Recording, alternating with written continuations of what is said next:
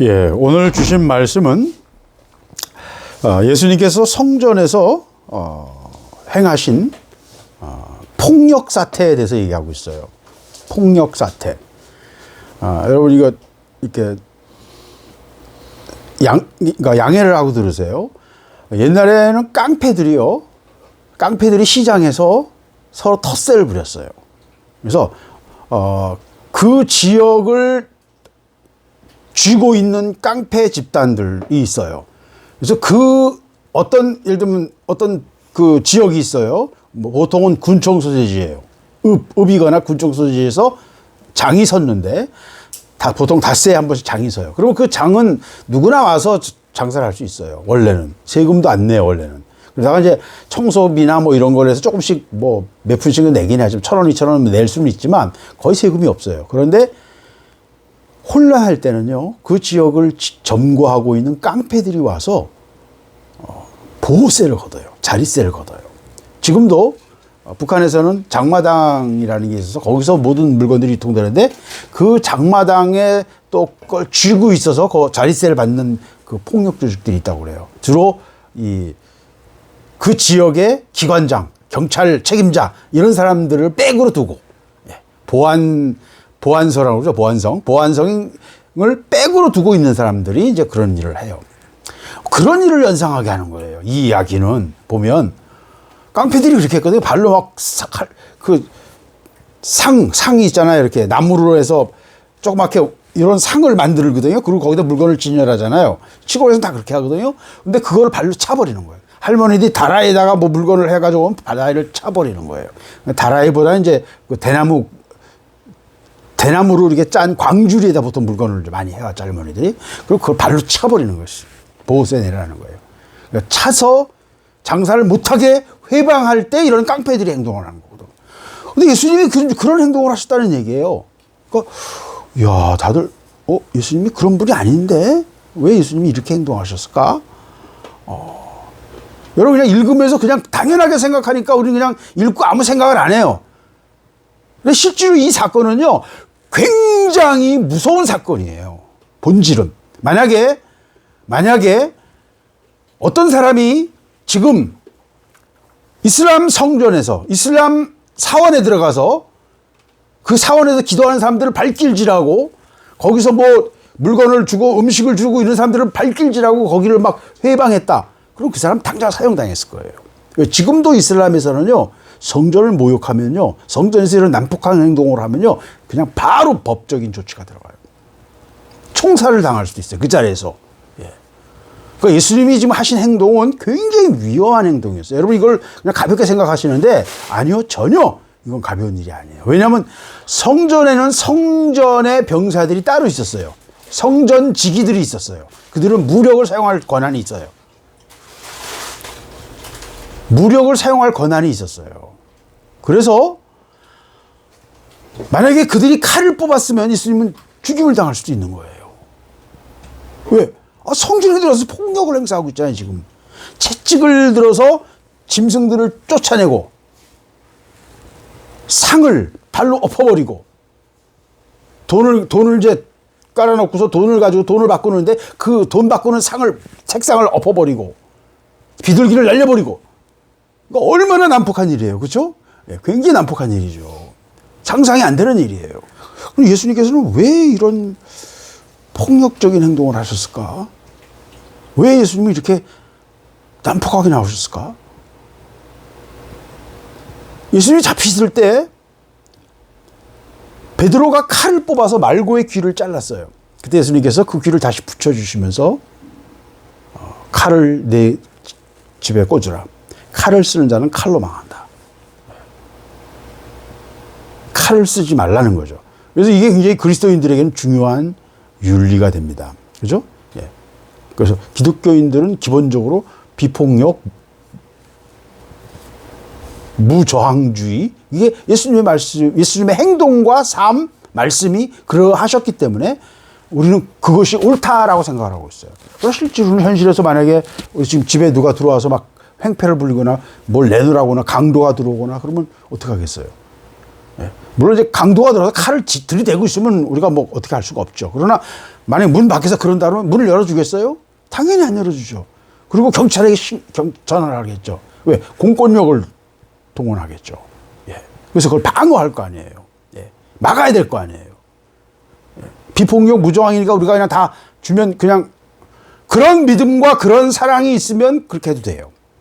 아, 저들이 나에게 뭐 필요한 게 있어서, 그걸 원하는구나. 라고 여러분이 오른밤을 돌려대라 그러고, 오른밤을 치면 왼밤도 되라는 말씀대로 삶이 여러분의 마음속에서 정말 그렇게 하기를 원하고 기뻐한다면 그렇게 해도 돼요.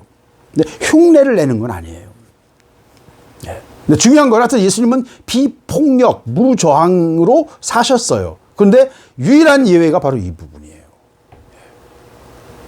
여기서는 칼을 드시진 않았지만 채찍을 만들어가지고, 노끈으로 채찍을 만들어가지고는 양이나 소를 다 내쫓고, 상을 뒤엎어버리고, 굉장히 난폭해 보이는 행동을 하신 거예요. 굉장히 위험한 행동이었어요. 이거 하나만 가지고도 이미 예수님은 죽임을 당할 수 있었어요. 이때 이미 제사장들과 서기관들과 바리새인들은 예수를 죽이기로 결정을 한 거예요. 예수님의 행동은 굉장히 무서운 행동이었어요. 왜? 그 당시에 종교 권력에 대해서 완전히 도전하는 거예요. 영적 지도자들, 이스라엘의 영적 지도자들을 모두를 적으로 만드는 일이었어요. 이 행동은 아주 무서운 행동이었어요. 예. 그러면서 뭐라고 말씀하시냐면, 이것을 여기서 비둘기 파는 사람들에게 이르실 때, 비둘기를 날리지는 않으셨네요. 내가 이거 말을 아까 비둘기도 날렸다 그랬는데 그건 아니에요. 본문은 비둘기는 아니었던 것 같아요. 왜? 비둘기는 날려버리면 못 잡잖아요. 네. 양이나 소는 다시 잡을 수 있지만. 그러니까 그들에게 진짜 손해를 끼치게 하시지는 않았던 것 같아요. 그리고 노끈으로 채찍을 만들었으니까 뭐 진짜 그걸로 아팠겠어요. 사람을 때리신 것도 아니고 양과 소를 위협해가지고 몰아내신 거예요. 그러니까 굉장히 난폭해 보이지만 실제는 어때요? 예, 그 속에는 주님의 온유함이 들어있어요. 굉장히 화가 많이 나신 거예요. 그래서 뭐라고 말씀하시냐면, 너희는 이것을 여기서 가져가라. 내 아버지 집을 장사하는 집으로 만들지 말라. 라고 하셨어요. 근데 채찍으로 휘두르면서 화를 내시면서 요 짧은 말만 하셨겠어요? 훨씬 더 긴 말씀을 하셨겠죠. 근데 기록돼서 우리에게 전달되는 거는 이렇게 짧은 말이에요. 누가복음에서는 다르게 말합니다. 같은 내용인데, 성전은 기도하는 집이 되리라 하였거늘 너희는 강도의 소굴로 만들었구나. 강도의 소굴로 만들어버렸다. 이렇게 말씀하세요. 기도하는 집이 되리라 하였거늘, 이건 이사야 56장 7절에 나오는 말씀입니다. 하나님은 성전이 기도하는 집으로 사용되기를 원하셨어요. 하나님께 부르짖고 하나님께 나오는 자들이 하나님을 만나는 곳, 기도하는 자들의 집이 성전이라는 거예요. 그러니까 성전은 왜 필요해요? 기도를 위해서, 예배와 기도를 위해서 주어진 집이에요. 네. 저도 기도할 처소를, 성전을 달라고 제가 기도하는 것, 원하는 것도 바로 그것입니다. 네. 기도할 처소가 필요해요. 기도하는 집이 되리라 하셨거늘 너희는 강도의 소굴로 만들어버렸다. 예. 여기서는 장사하는 집으로 만들지 말라. 이건 뭐 다 같은 내용이죠. 이 말씀을 다 하셨을 거예요. 화가 났으니까 많은 말씀을 하셨을 거 아니에요. 네. 이 말씀들을 다 하셨어요. 근데 기록된 게 이런 것 뿐이에요. 짧은 말들이 기록된 것 뿐이니까. 그러니까 예수님은 굉장히 화가 나셨고, 그 모습을 보면서 굉장히 난폭하게 보이는 행동을 하신 거예요. 그리고 그 일은 굉장히 위험한 일이었어요. 왜? 그 당시 영적 권력을 가진, 종교적 권력을 가진 바리새인들, 그리고 가장 결정적으로 사두개인들, 사두개인이라는 말은 제사장과 대제사장의 세력들을, 성전에 대한 직접적인 권한을 가졌던 건 대제사장이에요. 그의 대제사장이었던 안나스와 그 모든 대제사장들, 그리고 대제사장들이 직접적으로 이 사건의 이해 당사자였어요. 왜? 성전을 관할할 수 있는 권한, 성전에서 최고 권력을 가진, 최고 결정권을 가진 사람은 대제사장, 그 해의 대제사장인 안나스였거든요. 그래서 성전에서 물건을 팔거나 뭐 어떤 걸 하려고 그러면 대제사장의 허락이 필요했고, 거기에 들어가기 위해서는 일정한 자릿세를 내야 했어요. 그러니까 이 모든 건 뭐예요? 대제사장의 수익이에요. 네. 이익을 얻는 거예요. 이건 성전으로 들어가는 게 아니에요. 대제사장 개인의 이익이었어요. 그리고 이 일은 원래 성전 입구에서 장사를 해야 되는 거예요. 성 안에서 그냥 장사를 해야 되는 거라고요. 왜? 워낙 많은 사람들이 오니까, 수십만이 오고 외국에서도 오고 하니까 그 사람들이 양을 끌고 올 수는 없잖아. 그러니까 돈만 들고 오는 거예요. 그리고 예루살렘에 와서 또는 주변에 와서 양을 사는 거예요. 전에 말한 것처럼 또 제사장들이 자기들이 키운 양들을 아니면 안 받아줘서 텃세를 부렸어요. 그래서 비싼 값으로 양을 팔게 한 거예요. 그래서 일반적으로 양이 20만 원, 30만 원이다 그러면 뭐 50만 원 이런 식으로 비싸게. 특별히 양으로 키운 거는 흠이 없어야 되고 전박이어야 되고 몇 가지 조건이 있었어요. 그래서 그런 거 하려고 그러면 어렵거든. 그리고 먼 길을 데리고 오다 보면 양이 살이 빠지거든요. 아무래도 많이 걸으면. 그러면 비시해서 안 돼! 그러고 돈을 버린다고요. 그 사람들이 하나님 앞에 예물을 드리고 싶은데 그 예물 드리는 것 자체도 너무 이제 힘든 거예요. 그래서 그런 제사장의 감별권, 제물로 합당한지 적합한지 심사하는 권한을 이용해서 텃세를 부린 거예요. 그래서 제사장이 허락하는 사람들에게서 사도록 강요하는 거예요. 그래서 예루살렘 성 주변에 누구라도 양을 키우는 사람은 갖다 팔 수 있어요. 그런데 제사장들이 권한을 준 사람들은 성전의 안에까지 들어와서 밖에서 시가지에서 파는 게 아니라, 왜? 시가지에서는 누구나 팔 수 있잖아. 그러면 이익이 그만큼 분산되잖아. 그러니까 특별한 사람들, 돈을 많이 내고 성전 안에 이방인의 뜰에 와서 양과 소를 놓고 또 돈을 바꿔주는 일을 했던 것입니다. 돈을 받는 것도 그렇습니다. 옛날에는 성전세를 낼 때는 성전에서 발행되는 동전이 따로 있었어요. 왜? 하나님께 바치는 거는 거룩한 돈이어야 되기 때문에 일반 세상 돈을 안 받았어요. 그러다가 이스라엘이 너무 힘이 약해지니까 나중에는 그게 유지가 안 돼요. 성전에서 그 성전 동전을 발행할 수 있는 재력이 없다고요. 그래서 그 당시에는 특별히 그래도 은혜 순도가 높다고 평가되는 두로의 동전을 받았어요. 두로의 동전이 은혜 순도가 제일 높았거든요.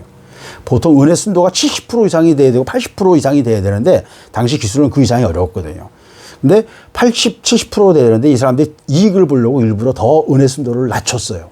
그러면 60%, 뭐 50%까지 있었어요. 그러면 50%면 그만큼 더 싼 금속을 넣으니까 그 10%만큼의 은을 이익을 얻는 거예요. 그 자체가 인플레이션이었어요. 은의 순도가 낮아지는 것이. 그래서 성전에게 들여지는 돈은 순도가 그나마 그래도 높은 두로의 돈. 왜? 두로는 전 세계와 교역을 하니까 그걸 그렇게 함부로 바꿀 수가 없어요. 그래서 두로는 그 은의 퀄리티를 유지하고 있었거든. 그래서 두로의 돈을 받았어요. 이게 굉장히 상징적이에요. 왜? 두로는 페니키아인들이고 이스라엘을 타락시킨 핵심, 결국 이스라엘을 멸망하게 만든 핵심이 뭐예요? 페니키아인들과의 통혼이었거든요. 결혼. 페니키아 왕의 딸인 이세벨이 와서, 두로의 왕의 딸인 이세벨이 와서 이스라엘을 망하게 한 거거든요. 예. 그때부터 이스라엘은 완전히 엉뚱한 길로 가기 시작합니다. 예. 그 두로의 돈을 받고 있었던 거예요, 성전에서. 예. 이익을 위해서 그렇게 했던 거죠. 그래서 돈을 바꿔야 되니까 사람들이 여러 나라에서 가져온 자기 돈, 돈이라는 건 은덩어리예요. 그 은을 같은 은인데도 두로의 돈을 받아야 성전에 바칠 수 있다고 법을 정해놨으니까 두로로 돈으로 바꾸는 거예요. 그리고 그 법정 화폐를 그 당시 무슨 환율이 있겠어요? 뭐가 있겠어요? 그냥 적당한 비율로 하는데 그 비율을 일부러 이문을 남기기 위해서 높이게 한 거예요. 그래서 착취한 거죠. 쉽게 말하면. 이익을 얻는 거예요. 결국 경제적인 이익을 위해서 대제사장과 제사장들이 타협을 하고 성전을 장사꾼의 소굴로 만들었다는 거예요. 거기에 대해서 예수님은 굉장히 분노하신 거예요. 니들이 입으로는 하나님을 섬긴다고 하면서 이 더러운 이 탐욕의 종들아, 돈에 미친 놈들아 라고 소리치고 계신 거예요. 어떻게 성전까지 이렇게 만들 수가 있느냐. 소리를 치시는 거예요. 예. 그러면서 제자들이 성경 말씀에 주의 전을 사모하는 열심히 나를 삼키리라 한 것을 기억하더라. 예. 성전을 향한 하나님의 열심 때문에 예수님께서 꼭지가 돌았다는 거예요. 쉽게 말하면. 삼킬이라는 말은 감정이 그 열심이 내 생각을 다 그냥 확 사로잡았다는 거예요. 그러니까 사람이 열을 오르면 막 평소에 안 하던 소리를 내잖아요. 안 하던 일을 하잖아요. 그게 꼭 틀린 게 아니에요. 근데 심하면 안 되죠. 어느 정도를 넘어가면 안 되죠. 그러니까 그건 그런 감정의 격함과 어떤 그 고저가 있는 거, 높낮이가 있는 거는 인간의 기본적인 모습이에요. 어쩔 수가 없어요. 화가 날 때는 화를 내야 되는 거예요. 화를 참기만 해도 문제가 돼요. 예. 병이 들고요. 그 사람 그 자체가 또 딴 데 가서 터져요. 그래서 화를 낼 때는 화를 내야 돼요. 근데 그 화를 내되 죄를 지으면 안 되고요. 화를 내되 오래 가게 하지 말아야 돼요. 그 노는 결국 자기 영혼을 망쳐요. 예수님께서 화를 내신 것은 그가 참된 인간이셨음을 우리에게 보여줘요. 너무 분이 난 거예요. 그래서 예수님께서 채찍을 가지고 깡패들이 하는 행동을 하신 거죠. 쉽게 말하면. 예. 상을 엎어버리고 막, 예. 다 쫓아내버리고. 예. 이 행동은 너무 위험한 일이었어요. 아까 말한 것처럼 그 자리에서 칼로 예수를 찌를 수도 있었어요. 성전을 더럽히는 죄로. 근데 감히 그렇게 못했던 이유는 많은 백성이 예수를 하나님이 보낸 선지자로 믿었거든요. 예. 그 당시에 세례 요한이 먼저 와서 6개월 먼저 태어난 세례 요한이 먼저 와서 선포를 하고 광야의 선지자로 엄청나게 많은 유대인들이 와서 그 앞에서 세례를 받고 세례 요한을 초항했어요. 그런 세례 요한이 예수를 향해 저 하나님의 어린 양이다라고 소개를 했거든요. 그러니까 세례 요한의 소개와 추천을 받은 게 있기 때문에 많은 사람들이 또 예수를 하나님이 보내신 사람으로 인정을 했어요. 그러니까 예수님은 세례 요한에게 굉장히 많은 도움을 받으신 거죠. 그러니까 많은 사람들에게 자기를 인정받고 그 이야기를 들어주는 어떤 그 영적 권위를 세례 요한에게로부터 도움받은 거예요. 예. 그러니까 빠른 시간 안에, 짧은 시간에 예수님이 하나님의 사람으로 많은 사람들에게 믿어질 수 있었던 핵심 이유가 뭐예요? 세례 요한의 도움이 있었어요. 예. 그러니까 하나님 그런 도움 닫기를 위해서 세례 요한을 보내신 거예요. 예. 예비하는 자로 미리 보내신 거예요. 물러거라! 대감 행차시다! 예. 청지기가 앞에 나서서 큰 소리로 외칩니다. 그럼 사람들이 다 피해요. 왜? 권력가니까 거기에 얼씬거리다가 개인이 치도곤이 맞을 수 있으니까 다 슬금슬금 피합니다. 양반들도 다 피합니다. 네.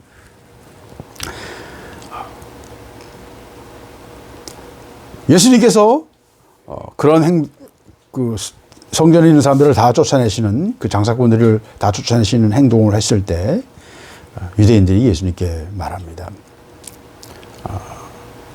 왜 예수님을 제지하거나 예수님에게 폭력을 행사하지 않았을까요? 성전 경비병이 있는데 예수님이 하나님이 보낸 사람이라고 많은 유대인 백성들이 믿었기 때문에요. 기적을 행하셨거든요. 세례 요한이 추천이 있었고 세례 요한이 하나님의 어린 양이다, 하나님 보내신 사람이다라고 추천해줬고 증언해줬고 두 번째 예수님이 엄청난 기적을 행하시고 말씀을 증거하시면서 많은 사람들에게 영향을 미치셨거든요. 그렇기 때문에 예수님을 하나님 보낸 사람이라고 믿고 있는 사람들에게 수많은 사람들이 보고 있는데 예수님의 함부로 위해를 가할 수가 없었던 거예요. 다시 말하면 예수님의 영적 권위가 그 당시에 너무나 명확했기 때문에 함부로 손을 댈 수가 없었어요. 죽이고 싶었어요. 여러 번 죽일 계획을 세웠어요. 그래서 함정도 파고 교묘한 질문을 하기도 하고 여러 번 예수님을 넘어뜨리려고 했지만 예수님은 거기 걸리지 않으셨죠. 네. 그런 치열한 암투가 그들 속에 있었어요. 그럼에도 불구하고 예수님께 함부로 할 수 없었어요. 네. 그러면서 뭐라고 질문합니까? 네가 이런 일을 행하니 무슨 표적을 우리에게 보이겠느냐? 이게 무슨 말입니까? 암행어사 출두요 했으면 암행어사가 나왔어. 그러면 그 사람이 진짜 암행어사인지 뭘로 알 수 있어요? 마패가 있어야죠. 마패는 왕의 임무를 수행하는 공직자에게 허락하는 말을 탈 수 있는 패예요. 거기에 마패에 말 숫자가 있어요. 그래서 마패에 말이 3마리가 있으면 3마리를 타고 갈 수 있어요. 그럼 2사람의 수행원을 데려갈 수 있다는 거죠. 암행어사가 4마리, 6마리 이렇게 할 수 있어요. 예. 그럼 그만큼 많은 수행원을 데려갈 수 있다는 거죠. 나머지 수행원들은 평복을 입혀가지고선 분산시켜서 몇 월 며칠까지 어느 마을로 직결해라.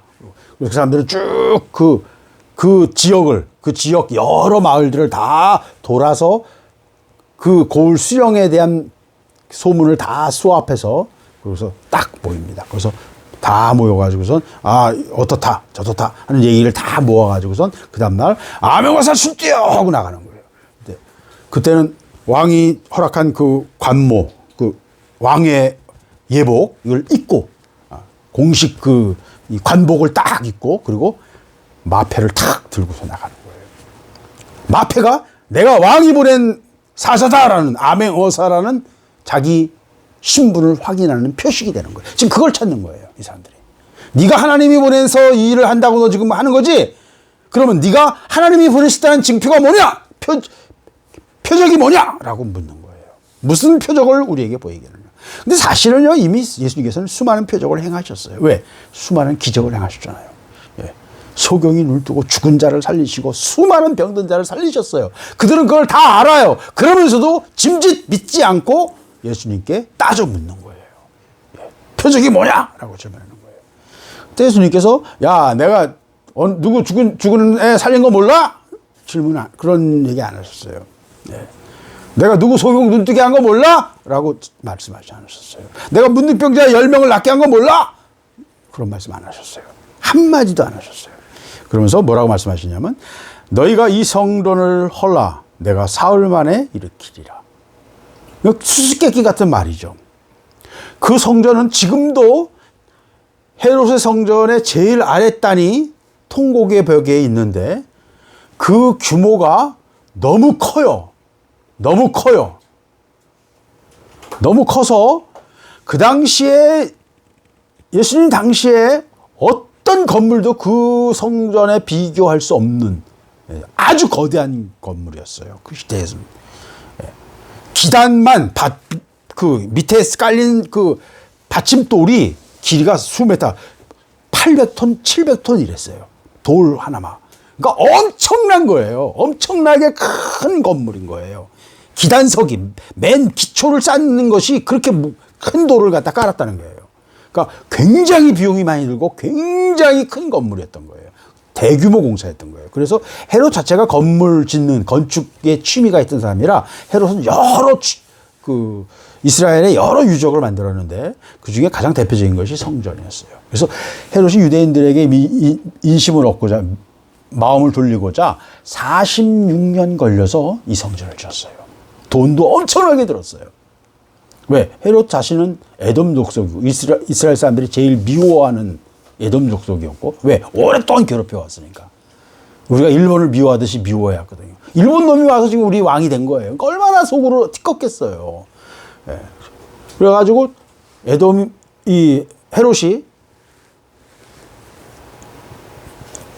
유대인들의 마음을 사기 위해서 46년 동안 엄청난 예산을 들여서 이 성전을 지은 거예요. 그래서 헤롯은 밉고 에돔도 밉지만 잃어버린 성전을 이렇게 거대하고 화려하게 지어놨으니 너무 자랑스러운 거예요. 마음에서부터. 왜? 제3성전은, 제2성전, 그러니까 느헤미야 에스라 시절에 지었던 성전은 조그맣거든요. 볼품이 없었어요. 그렇잖아요. 돈이 어디 있어요. 그러니까 그냥 십시일반으로 모아서 지은 거기 때문에 사실은 가건물이었던 거예요. 별거 아닌 건물, 아주 초라한 건물이었어요. 그러나 헤롯의 성전은 너무나 외형적으로 크고 아름다운 건물이었어요. 솔로몬의 성전보다 훨씬 더 크고 규모가 컸어요. 그렇기 때문에 유대인들이 그 건물 때문에 위용에 대해서 굉장히 자랑스러워했어요. 그런 자랑스러워함이 여러 곳에서 보입니다. 그걸 알기 때문에 예수님께서 이 성전을 헐라 하신 거예요. 내가 사흘 만에 일으키겠다는 거예요. 이 모든 말씀은 우리에게 뭘 말하고 있습니까? 핵심은 아주 단순합니다. 유대인들은 지금 거룩한 성전 앞에서 성전을 장사하는 소굴로 만들었어요. 성전은 하나님과 만나는 곳이에요. 성전의 출발은 성막이었고 그곳은 하나님과 만나는 증거의 장막이었어요. 하나님의 임재가 그 지성소에 임하는 것이었어요. 그래서 그것은 거룩한 곳이고 지극히 거룩한 곳이에요. 성전에 대해서 한마디로 말한다면 거룩 그 자체예요. 그 거룩을 지키기 위한 방법이 성전이었던 거예요. 하나님의 임재 그리고 거룩, 그 거룩을 지키는 것, 이것이 성전의 핵심 사명이었어요. 그런데 유대인들은 이 성전을 장사하는 소굴로 만든 거예요. 네. 자기들의 이익을 위해서 성전을 사용하고 있었던 거예요. 거기에 대해서 예수님은 굉장히 분노하셨어요.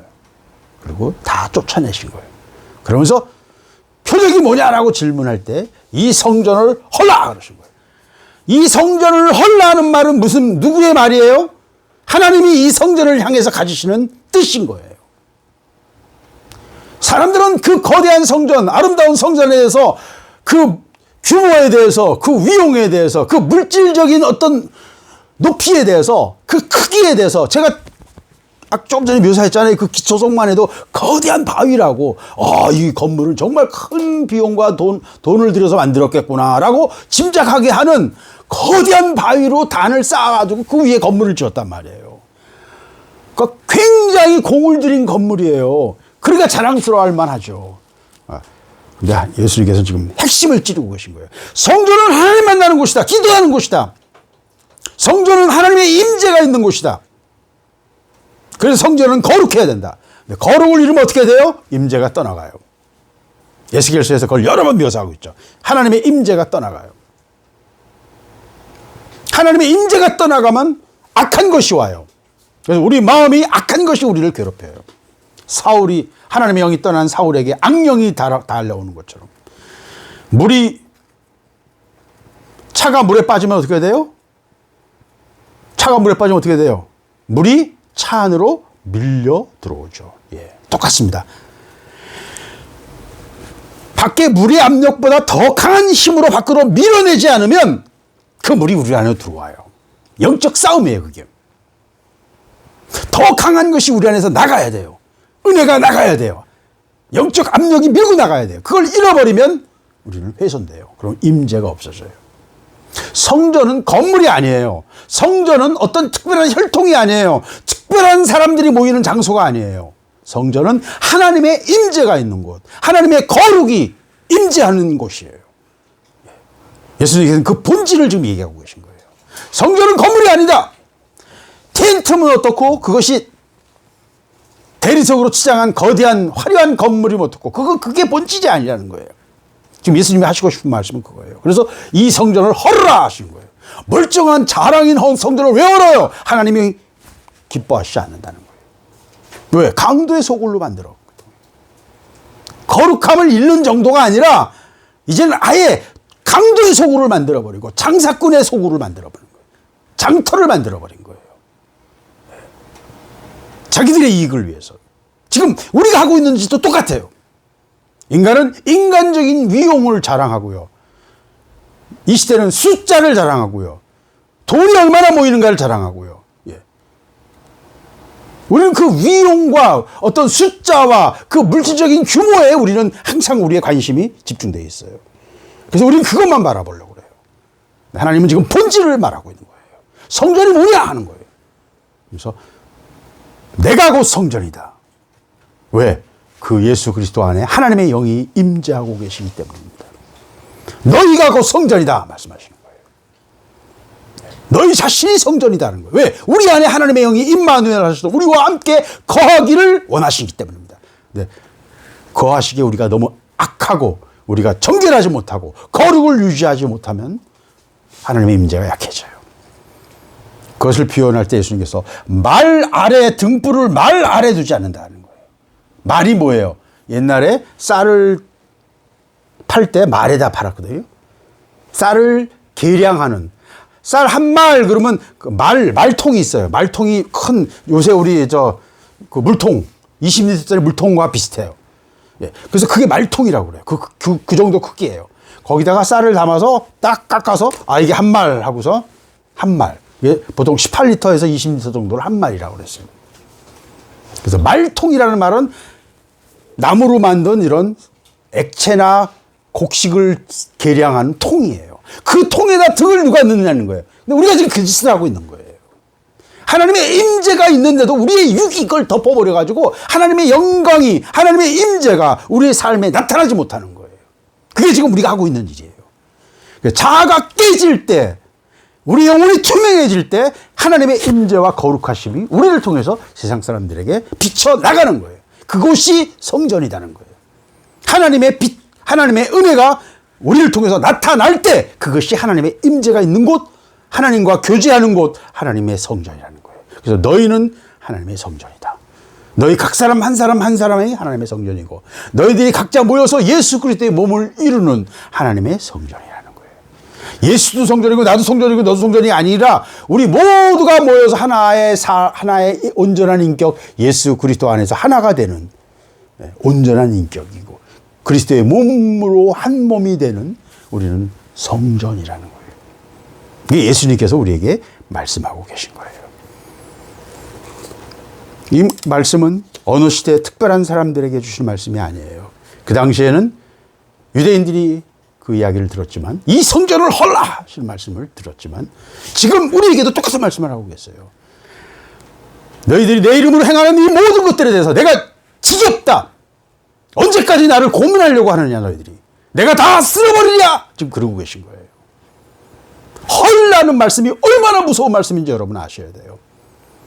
이 헐기 위해서 핵탄두가 떨어질 수도 있고요. 김정은의 그 수많은 미사일과 로켓이 떨어질 수도 있고요. 화학무기가 떨어질 수도 있어요. 어떤 일이 일어날지 우리는 전혀 알 수 없는 백척간두에 있는 중입니다. 아무도 이것을 눈여겨보지 않아요. 관심 갖지 않아요. 될 때를 되라 해요. 아무도 관심이 없어요. 다들 배 밖으로 간이 배 밖으로 튀어나와 있어요. 하나님의 경고와 하나님의 진노가 조롱당하고 있는 시대예요. 오늘 말씀이 얼마나 무서운 말씀인가 여러분 아셔야 됩니다. 이 성전을 헐라! 내가 사흘 만에 다시 세우겠다. 이 말씀을 통해서 하나님 우리에게 또 이 민족에게 또 한국의 교회에게 하시는 하나님의 음성을 우리 모두가 들을 수 있기를 바랍니다. 우리 모두는 하나님의 성전이고요. 우리를 통해서 하나님은 만나기를 원하시고 우리를 통해서 우리 안에 있는 하나님의 빛이 다른 모든 영혼들에게 비춰져서 바다에 빠진 자들을 구조하기 위한 구조대원들의 그 등불을 보고 그 바다에 있는 사람들이 소리를 치고 살려달라고 소리를 칠 때 그를 구할 수 있는 것처럼 바다에 빠져서 아무것도 없는 사방이 캄캄한 상황에서 어디선가 빛이 비쳐요. 그러면 살려주세요. 여기 사람 있어요. 하고 소리칠 거 아니에요. 그 부르짖는 영혼들의 소리를 우리가 들을 수 있어야 돼요.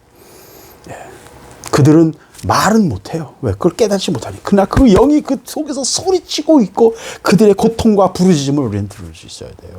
이 세상에 횡행하는 그 악 때문에 수많은 영혼들이 고통받고 괴로워하고 찌그러지고 상처받은 수많은 또 어린 영혼들 특별히 수많은 어린 영혼들이 그 더럽고 악한 탐욕의 인간들 때문에 수많은 영혼들이 지금도 눈물을 흘리고 피 흘리고 죽어가고 있는 이 수많은 악이 행해지고 있는 이 행성 위에 하나님이 지금 너무 고통스러워 하시면서 우리를 향해서 제발 좀 정신 차려라. 내가 헐어버리기 전에 좀 정신 차려라 하시는 말씀인 거예요.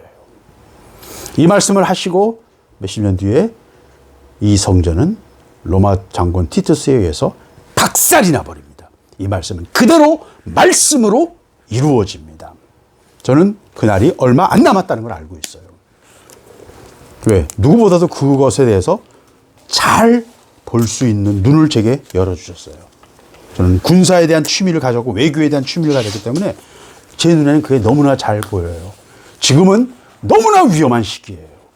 우리는 금식하고 나라를 위해서 기도해야 될 시기예요. 왜? 이 성전을 허라! 라고 외치시는 하나님의 분노의 음성을 저도 같이 듣기 때문입니다. 같이 기도하겠습니다. 하나님 감사합니다. 오늘 주신 말씀을 우리가 두려움으로 받기를 원하며 아버지 우리가 주의 성전된 자들로서 하나님 앞에서 이 거룩함을 지키지 못하여 헐려버리는 예루살렘 성전처럼 헤롯의 성전처럼 헐려버리는 자들이 될까? 이 나라와 한국교회가 하나님이 헐어버리실까? 우리는 두렵습니다. 아버지 우리가 하나님 앞에서 두렵고 떨림으로 하나님 앞에 서게 하시고 우리 안에 있는 모든 악을 다 쫓아내게 하시고 그 악한 것들을 나가라 외치며 악을 버리게 하시며 악을 우리 삶에서 쫓아내게 하여 주세요. 그리고 우리가 회개하며 하나님 앞에 바로 서게 해주세요. 정신을 차리기를 원합니다. 언제까지 잠들어 있고 취해 있겠나이까. 주여 우리의 영혼을 깨워주세요. 그리고 아버지 앞에 서게 해주세요.